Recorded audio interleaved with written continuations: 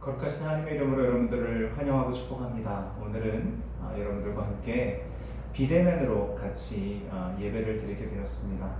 지난주에 우리가 맥주 감사주를 지내면서 너무나도 밝은 여러분들 같이 보게 돼서 참 마음이 기뻤는데요. 또 이번 주는 이렇게 또 영상으로 만나게 돼서 좀 아쉬움이 있습니다. 하지만 하나님께서 우리를 축복하셔서 조만간 우리가 함께 모여서 예배드릴 그날이 반드시 올 거라 생각이 되었습니다. 오늘 우리가 욥기서를 통해서 말씀을 같이 보려고 합니다. 하나님께서 어떻게 고통 가운데 우리를 인도하시는지, 또한 욥의 신앙을 통해서 우리는 무엇을 배워야 하는지 함께 같이 살펴보도록 하겠습니다. 이번 한 주는 욥기서 1장과 2장을 계속해서 묵상하시면서 이번 주 설교 내용과 그 다음에 성경 말씀을 잘 한번 같이 연결해서 하나님 말씀을 좀 들으시면 어떤가 여러분에게 권면을 드립니다. 우리 잠시 말씀 보기 전에 기도하겠습니다. 참 좋으신 하나님 감사합니다. 우리가 무엇 시간대로 이렇게 사랑하시는지 알 수 없사오나 주의 은혜로 우리가 상반기를 살았습니다. 또한 이제 하반기 마지막 6개월을 하나님께 온전히 맡기며 우리의 삶의 모든 순간순간마다 최선을 다하고자 합니다. 하나님 우리를 축복하여 주셔서 이로 하여금 주의 귀한 일을 계속해서 감당하게 하시고, 또한 우리에게 맡겨주신 귀한 사역과 또한 귀한 일터와 또한 사랑하는 가족, 또한 우리의 사랑하는 친구, 또한 우리가 품고 있는 우리 태신자들을 위해서 끊임없이 헌신하게 하시며 이 모든 것 가운데 하나님 길도 열어주시고 또한 지혜도 주시고 또한 우리에게 용기도 허락하여 주옵소서. 오늘 말씀을 우리가 겸허히 받습니다. 이 말씀에 힘을 더하여 주옵시고 이 말씀의 은혜를 부어주심을 통하여 이 말씀을 듣는 모든 자들 가운데 하나님 은총이 넘치게 하시며 주의 올바른 그 뜻을 분별할 수 있는 분별의 영도 우리에게 허락하여 주시옵소서. 감사드리며 예수 그리스도를 기도합니다. 아멘. 오늘 욥기서 말씀을 통해서 은혜를 나누기 원합니다. 고통 가운데 어떻게 우리는 신앙을 선택해야 되는지, 여기서 신앙은 아마 믿음이라는 단어로 우리가 대체할 수도 있습니다. 하지만 저는 오늘 신앙이라는 이 단어를 사용하면서 여러분들에게 이 말씀을 전하고자 합니다. 많은 사람들은 이야기합니다. 하나님은 우리를 창조하셨는데 왜 창조하신 하나님께서 우리에게 고통을 허락하시는가? 아마 이 질문은 많은 분들이 했을 것이고요. 이 질문에 대한 명확한 답은 사실은 주어지지가 않습니다. 그 이유는 하나님의 그 기쁘신 뜻을 우리가 다 알지 못하는 것이 가장 근본적인 이유일 수 있겠지만, 또 다른 것은 그 문제에 관해서 얽혀있는 여러 가지 많은 그런 상황들이 있다는 겁니다. 결국은 우리가 할 수 있는 것은 하나님께서 이 부분을 우리에게 때로 말씀해 주시고, 또는 우리가 하나님께서 침묵하실 때는 우리가 계속해서 그것을 기다리며 하나님을 전적으로 신뢰하는 것, 그것이 가장 중요하다고 얘기할 수 있겠습니다. 하지만 반갑게도 또한 기쁘게도 성경은 이 고통에 관한 여러 가지 많은 이야기들을 성경 인물을 통해서, 또한 우리가 잘 아는 대로 그리스도의 십자가를 통해서 우리에게 분명하게 설명해주고 있다는 사실입니다. 그래서 오늘은 욥을 통해서 하나님께서 어떻게 우리를 사랑하시는지, 고통 가운데 우리가 어떻게 그것을 극복할 수 있는지 한번 살펴보기를 원합니다. 욥은 자신에게 닥친 시련을 그의 강인한 믿음으로 이겨냈습니다. 그것을 통해서 우리는 우리의 어려움과 시련 가운데서도 욥의 신앙을 통해서, 또한 욥과 함께 하셨던 하나님을 우리가 살펴봄을 통하여 우리는 그 모든 것 가운데 승리할 수 있을 것입니다. 우선 두 파트로 나누게 되는데요. 첫 번째 파트는 우리가 고통과 어려움 가운데 우리가 쉽게 간과하는 것, 우리가 제대로 이것을 인정하지 않는 것들에 대한 세 가지를 나열할 것이고요. 그 다음에 그럼에도 불구하고 우리가 고통 가운데 있음에도 불구하고 왜 신앙을, 왜 믿음을 택하는 것이 옳은지에 대해서 또한 세 가지로 여러분들에게 말씀을 전하고자 합니다. 한 가지 우리가 분명한 것은 뭐냐면, 우리가 고통 가운데 신앙을 택하고 즉 믿음의 굳건히 쓴다 할지라도 우리가 갖고 있는 이 고통과 어려움은 사라지지 않는다는 겁니다. 때로는 폭풍 같은 시련이 지나고 나서 안정된 어떠한 그런 삶이 나오는 것이 아니라 오히려 더 큰 어려움도 때로는 우리에게 온다는 사실입니다.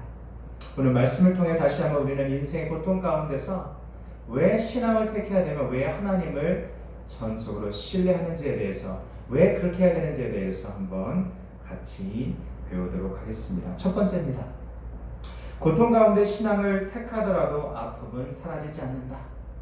많은 분들이 고통 가운데 신앙을 택하였더니 참 좋은 일이 생겼더라, 이렇게 되면 참 좋다라는 거죠.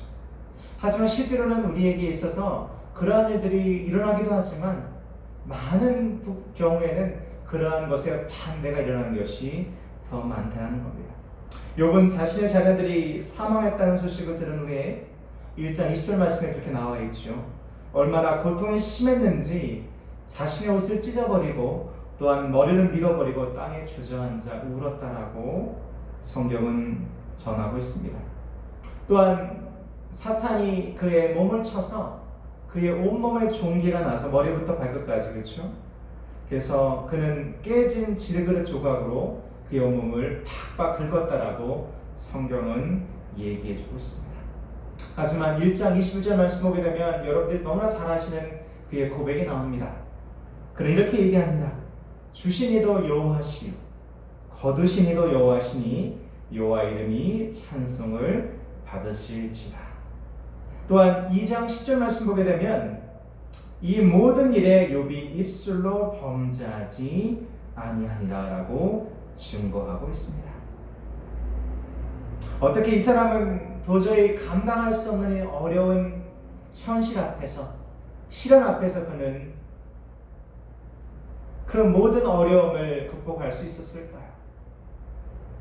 그는 단순히 모든 것이 이룬 것뿐만 아니라 사랑하는 자녀들이 죽게 되고 또한 자신도 온몸에 종기가 나서 정말 간지러워서 어떻게 참을 수 없는 그러한 지경이 이렇지만 그는 이렇게 고백합니다. 하나님께 주셨으니 하나님께 걷어가는 것이 너무나 당연한 것이고 이 모든 걸 통해서 하나님만이 영광받기에 합당하시다. 그리고 이 모든 일을 통하여 그는 입술로 범죄하지 않았다라고 이야기합니다. 첫 번째 우리가 배울 수 있는 교훈은 이것입니다. 우리가 고통 가운데 욥처럼 하나님을 선택하고 신앙을 지킨다 할지라도 그 고통과 어려움이 쉽게 사라지지 않는다는 사실이 첫 번째 여러분과 제가 기억하실 것입니다. 두 번째, 고통 가운데 신앙을 택하여도 우리 안에 여전히 이 고통에 관한 질문은 이어진다는 겁니다. 욥기서 여러분과 제가 본 1장과 2장 말씀 보게 되면 참으로 위대한 신앙의 모습이 나오게 됩니다. 참으로 어떻게 저런 신앙을 지킬 수 있을까라는 정말 놀라움이 생길 만한 그러한 일들이 1장과 2장에서 발견되는데요. 하지만 욥기서를 여러분들이 쭉 한번 같이 묵상하시면서 여러분 읽어나가시면 발견될 것이 뭐냐면 1장과 2장 이후에 즉 3장부터 37장까지 즉 여호와께서 말씀하시는 38장 전까지 총 35장을 통해서 욥은 계속해서 하나님에게 질문하고 계속 고통 가운데 하나님께 울부짖는 모습이 우리가 발견할 수 있다는 겁니다. 또 욥뿐만 아니라 예레미야도 그는 설교하면서 많이 우는 모습을 우리가 발견하게 되죠. 또한 여러분은 다윗 왕을 기억하실 것입니다.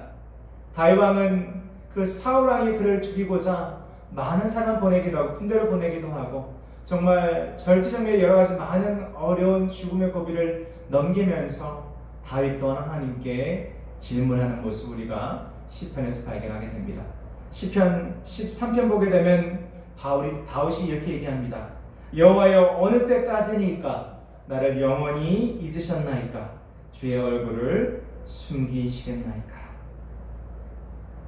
또한 신약에 오게 되면 바울이 있습니다. 바울은 그가 왕성하게 선교 활동을 해야 되는 그 정말 중요한 시기에 2년 동안이나 그는 감옥에 갇혀 있었습니다. 하지만 우리가 그의 생애를 돌아보면서 느끼는 것은 뭐냐면 아마도 그 2년 동안 그는 자기 힘으로 되지 않는다는 것, 하나님의 계획하심이 분명히 있다는 것을 잘 깨달은 것처럼 보여집니다.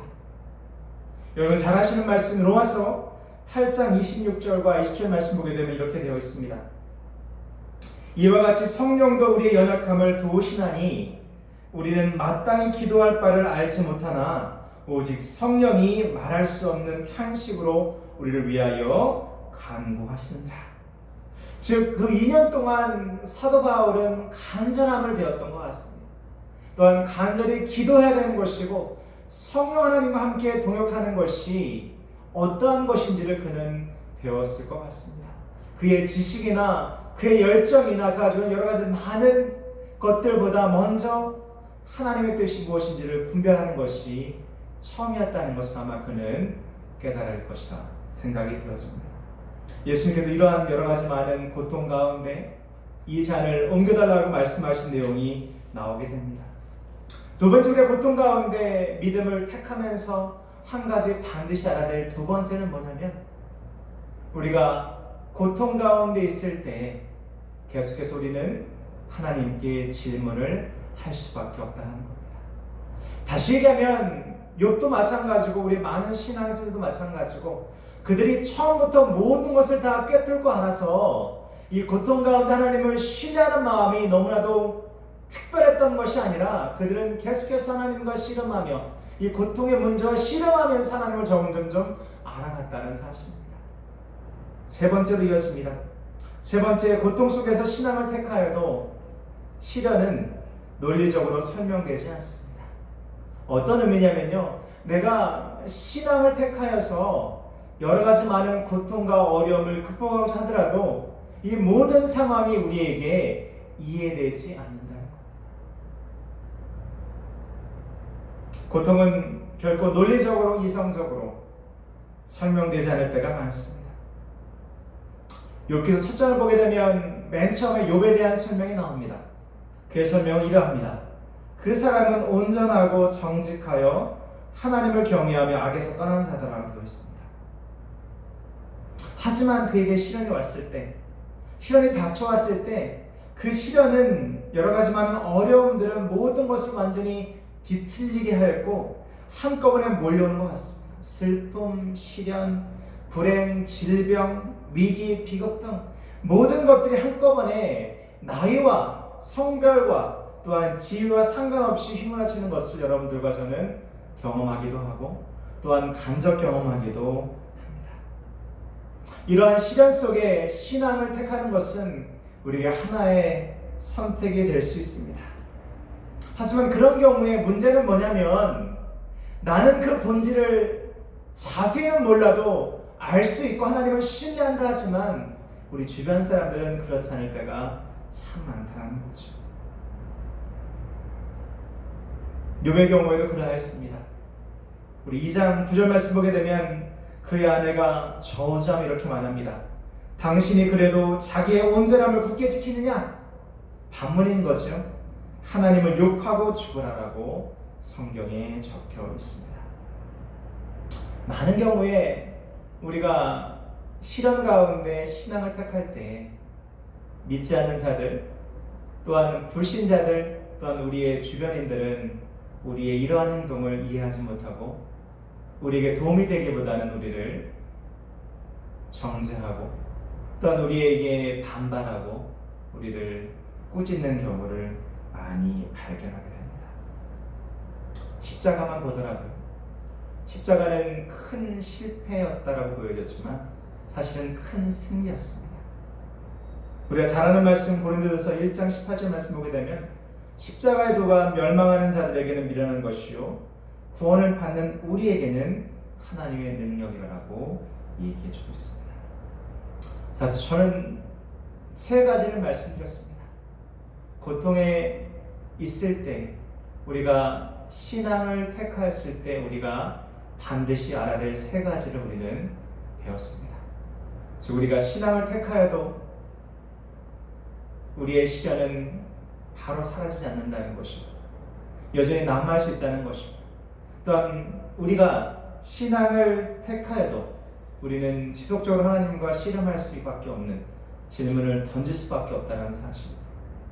또한 신앙을 우리가 택하여도 실현은 논리적으로, 이성적으로 결코 설명되지 않는다는 겁니다.